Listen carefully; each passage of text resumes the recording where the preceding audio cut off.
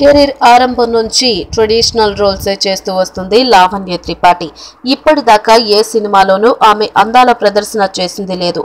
ఆమెకు కొత్తగా వస్తున్న పాత్రలు కూడా అలాగే ఉంటున్నాయి.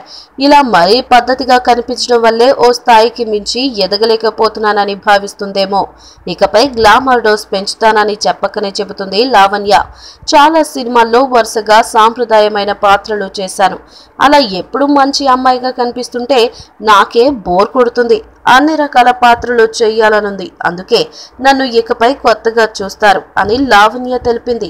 తనకు క్లాసికల్ డాన్స్ వచ్చని, తెరపై అలాంటి పాత్ర కూడా చేయాలనుందని లావణ్య చెప్పింది. ఇక తన ఇష్టాయిష్టాల గురించి ఆమె చెబుతూ, నాకు హైదరాబాద్ బిర్యానీ అంటే చాలా ఇష్టం. హోటల్కు వెళ్ళగానే చికెన్ బిర్యానీ ఆర్డర్ ఇస్తాను. అందులోంచి చికెన్ ముక్కలన్నీ తీసేసి బిర్యానీ మాత్రం తినేస్తా. ఎందుకంటే నేను మాంసాహారం తినను. మరి ఉత్తరాది అమ్మాయిని అయినా దక్షిణాది వంటకాలే ఎక్కువ నచ్చుతాయి. ఇడ్లీ, దోశ అన్నీ ఇష్టంగా తింటాను.